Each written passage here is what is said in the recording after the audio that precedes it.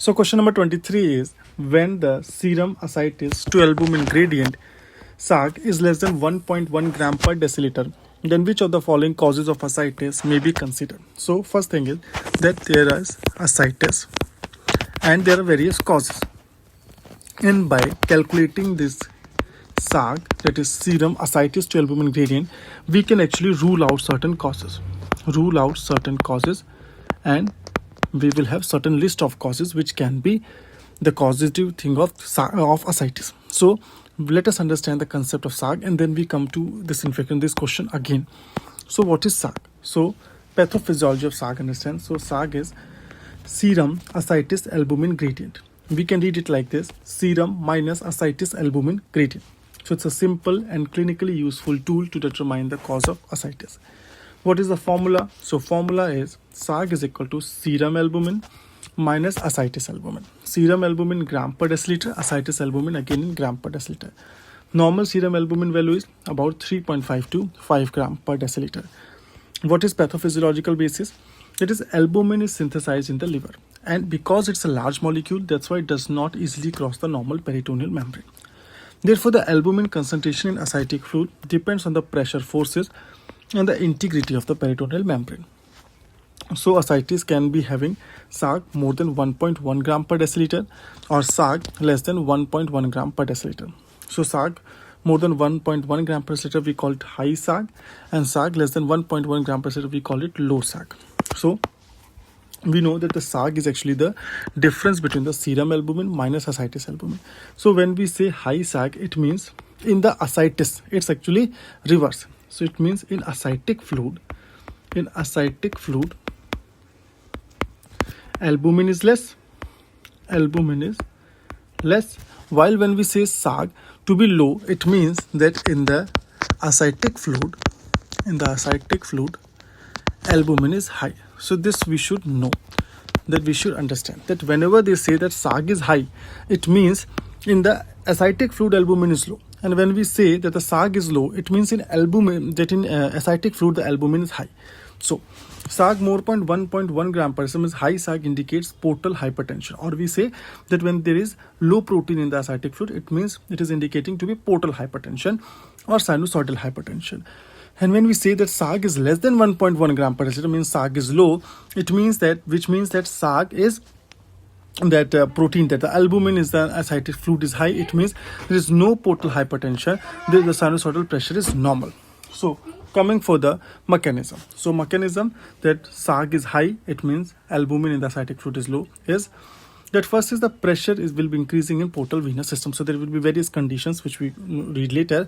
The pressure in the portal venous system will be high, which will cause increased hydrostatic pressure in the splanchnic capillaries. So the fluid which will be low in the protein content is going to be forced out into the peritoneal cavity.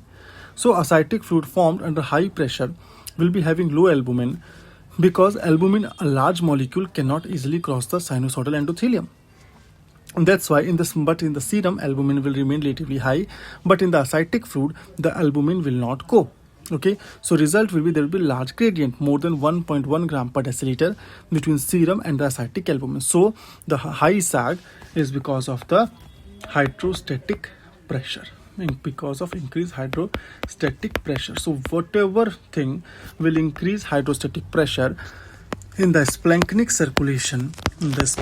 circulation, or portal venous system, they are going to cause high SAG, because in that case the fluid is going to be out into the peritoneal cavity from this splanchnic circulation. But because albumin, the capillary size, the endothelium, the pore through which it has to go, the size is low, that's why the protein will not go out and the fluid will be poor in protein, and that's why the SAG will be high.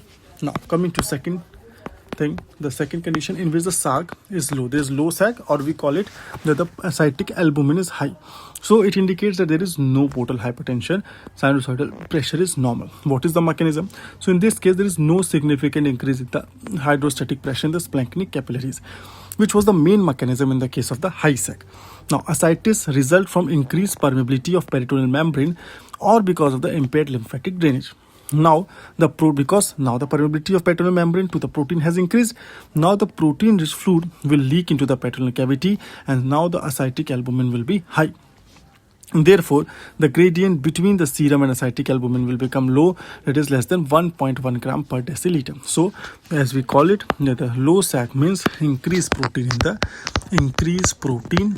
in ascitic fluid. And that's why the water will be attracted toward it. Water will be attracted. So there will be ascites. There will be collection of fluid. In the case of SAG, which is high SAG, and it means there is decreased protein in the ascitic fluid because protein cannot cross the endothelial pores, and it is because of the increased hydrostatic pressure. Now, coming to the causes.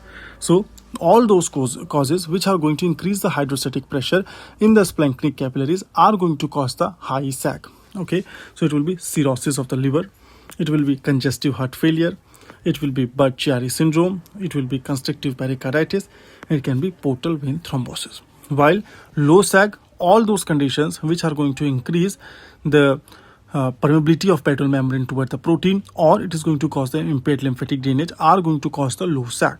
And this can be peritoneal carcinomatosis, tuberculous peritonitis, pancreatic ascites, nephrotic syndrome, and the serositis, that is the SLE. So, summary will be high SAC, more than 1.1. So, gradient will be more than 1.1 per gram deciliter.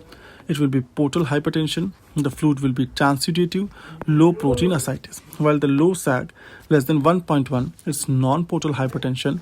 The fluid will be exudative, and it will be protein-rich ascites. So now coming to the question, when the serum ascites to albumin gradient is less than 1.1 gram per deciliter. So SAC is low. Less than 1.1. I have also told you how to remember it. It means SAG is low. It means in ascites the protein is high. Ascites mein protein is high. It means it is because of the increased permeability to protein, not because of the hydrostatic pressure. So permeability of protein will be increased in infection. Yes, for the first will be infection.